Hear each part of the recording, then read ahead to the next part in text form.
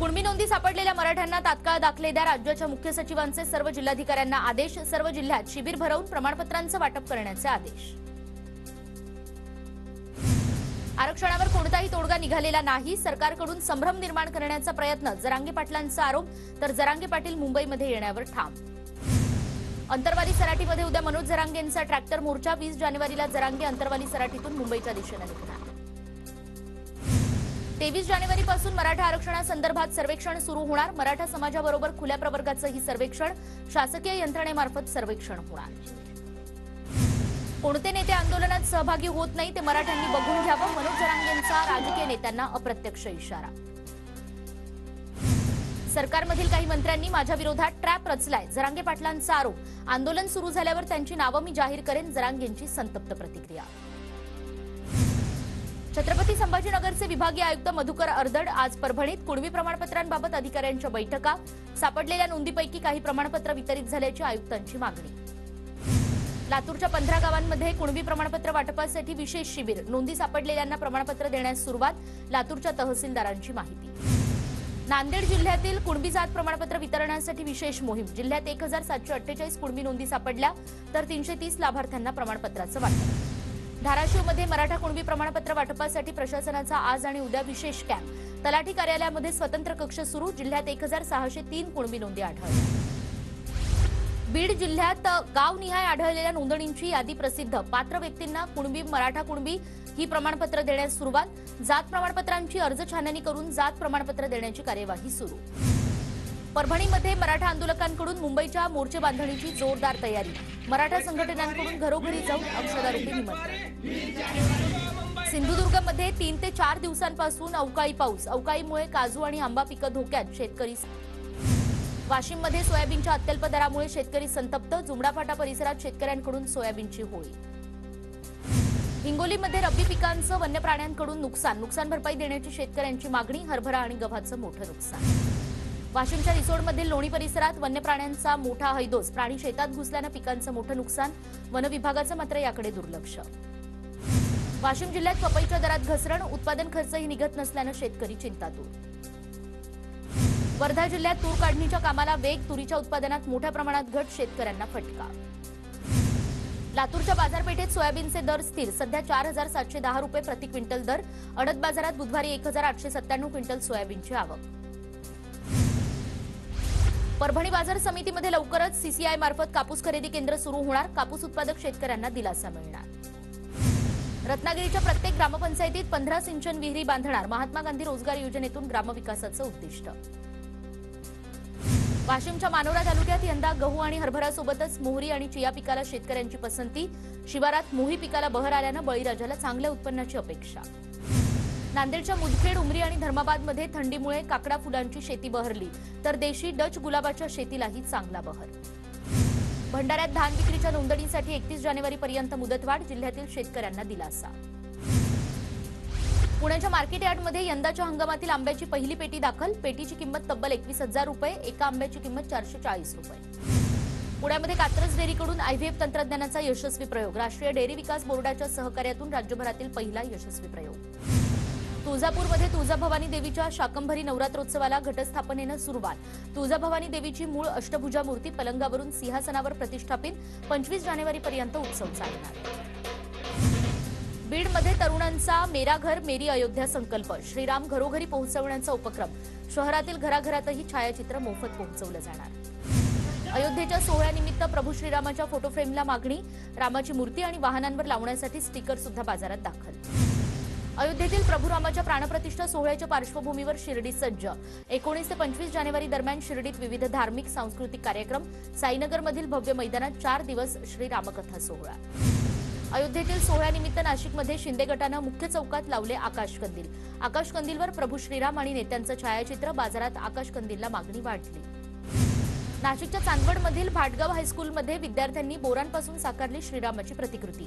8 bye 8 फुटाची प्रतिकृती साकारत कला शिक्षक देव हिरे आणि विद्यार्थ्यांचा नाविन्यपूर्ण प्रयोग. नागपूरमध्ये 40 फूट उंचीचं प्रभू श्रीरामांचं कटआउट साकारण्यात आलं. कटआउटवर कलाकारांनी पेंटिंग केली आणि कटआउटसाठी प्लायवूड शीटचा वापर. 22 तारखेला कटआउट गोळीबार चौकात पूजन केलं जाणार. अयोध्येतील प्राणप्रतिष्ठा सोहळ्यासाठी निघालेल्या साधू संतांचं धुळ्यात स्वागत. शिवसेना शिंदे गटाकडून साधूंचं जंगी स्वागत. चिपळूणमध्ये श्रीरामांची 225 पुस्तकं. लोकमान्य टिळक स्मारक वाचनालयाकडून रामभक्त आणि वाचनप्रेमींसाठी अनोखी पर्वणी. साताऱ्याच्या कराडमधील सुरली गावात संगीतमय रामकथेचं आयोजन. रामकृष्ण वेताळ यांनी आयोजित केलेल्या रामकथेला भाविकांची मोठी गर्दी. राम मंदिर प्राणप्रतिष्ठा सोहळ्याच्या पार्श्वभूमीवर जेजुरी देवस्थान विश्वस्त मंडळाची बैठक संपन्न. मंदिर सजावटीसह गावात अन्नदान आणि विद्युत रोषणाई करण्याचं नियोजन. भंडाऱ्याच्या तुमसर उपजिल्हा रुग्णालयात सातत्याने औषधांचा तुटवडा. रुग्णांची मोठ्या प्रमाणात गैरसोय, प्रशासनाचं दुर्लक्ष. राज्यातील ऊस तोडणी मशीन मालकांची दरवाढीची मागणी.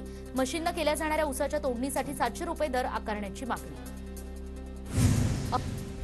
अहमदनगर जिल्हाधिकारी कार्यालयासमोर शेतकऱ्यांच्या विविध मागण्यांसाठी महिलांचं धरणं आंदोलन.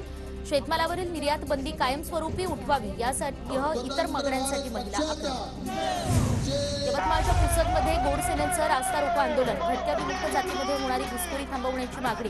पुसद शहरात येणारी वाहतूक काही काळ ठप्प. गोंदियाच्या गोरेगावात वाहन चालक मालक संघटनेचं हिट अँड रन कायद्याविरोधात साखळी उपोषण. कायदा रद्द करण्याच्या आंदोलकांची मागणी. नांदेडमध्ये हिट अँड रन कायद्याविरोधात वाहन चालक मालक संघटना आक्रमक.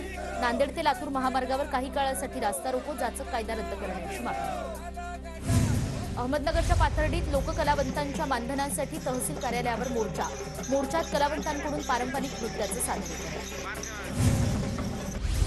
सांगलीच्या शिराळा तालुक्यात प्रेम प्रकरणातून मुलाच्या आईवडिलांना जबर मारहाण. मारहाणीत वडिलांचा दुर्दैवी मृत्यू. 12 जणांविरोधात गुन्हा दाखल. 7 जणांना अटक. धुळ्यात आझाद समाज पक्षाचे कार्यकर्ते आक्रमक. वादग्रस्त विनोद वाईन शॉपच्या फलकाची कार्यकर्त्यांकडून तोडफोड. डॉक्टर बाबासाहेब आंबेडकरांच्या पुतळ्याजवळ वाईन शॉप हटवण्याची मागणी.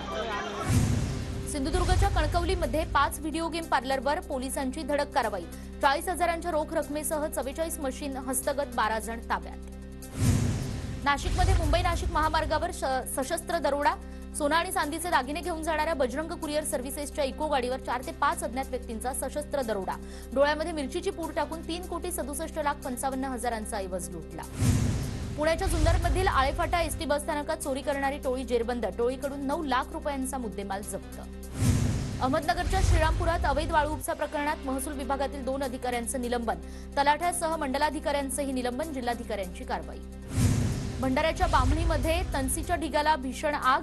आगीत तणसीचे ढीग जळून खाक. घटनेमुळे शेतकऱ्यांचं नुकसान. मदतीची मागणी. मालेगाव शहराचा पाणीपुरवठा 2 दिवसांसाठी खंडित. गिरणा पंपिंग स्टेशनवरील दुरुस्तीच्या कामामुळे 20 आणि 21 जानेवारीला पाणीपुरवठा खंडित असणार. वाशिमच्या मंगळूरपीरमधील तऱ्हाळा या ठिकाणी हजरत बाबाजान यांचा उरूस उत्साहात संपन्न. 400 वर्षांची परंपरा असलेल्या उरुसाला देश विदेशातील नागरिकांची हजेरी. जालन्यातील 2 स्टील कंपन्यांवर जीएसटी विभागाचा छापा. गीताई आणि रूपम स्टील कंपनी जीएसटीच्या रडारवर. बनावट बिलांच्या आधारे भंगार खरेदी केल्याचा आरोप. बीडच्या पानागिरीच्या भगवती बंदर क्रूज टर्मिनलसाठी 300 कोटींचा प्रस्ताव शासनाला सादर. केंद्राच्या सागरमाला योजनेअंतर्गत प्रकल्प पूर्ण होणार. भंडारा जिल्ह्यातील सुलाड परिसरात वाघाचं दर्शन. वन विभागाकडून सर्च ऑपरेशन सुरू. नागरिकांना सतर्कतेचा इशारा. सातारा जिल्ह्यात सगळीकडे दाट धुक्याची चादर आणि त्यामुळे वाहतुकीवरही परिणाम. तर दुसरीकडे ज्वारी, गहू आणि हरभरा पिकावर तांबेरा रोगाचा प्रादुर्भाव होण्याची शक्यता. पुणे शहरात सध्या अनेक रक्तपेढ्यांमध्ये रक्तसाठा कमी. रक्तदान शिबिरांचं प्रमाण घटल्यानं रक्ताचा तुटवडा. साताऱ्याच्या फलटणमध्ये उदयनराजे भोसले आणि माजी सभापती रामराजे निंबाळकरांची भेट. उदयनराजे आणि रामराजेंच्या भेटीमुळे राजकीय वर्तुळात चर्चांना उधाण. साताऱ्यातील सर्किट हाऊस या ठिकाणी बेकायदा जमावबंदी प्रकरणी आमदार शिवेंद्रसिंग राजे भोसले यांच्यासह 48 जणांची निर्दोष मुक्तता. जिल्हा सत्र न्यायालयाचा निकाल. रविकांत तुपकरांना शेगाव लोहमार्ग पोलिसांची नोटीस. उद्याच्या मलकापूर रेल्वे रोको आंदोलनाच्या पार्श्वभूमीवर ही नोटीस.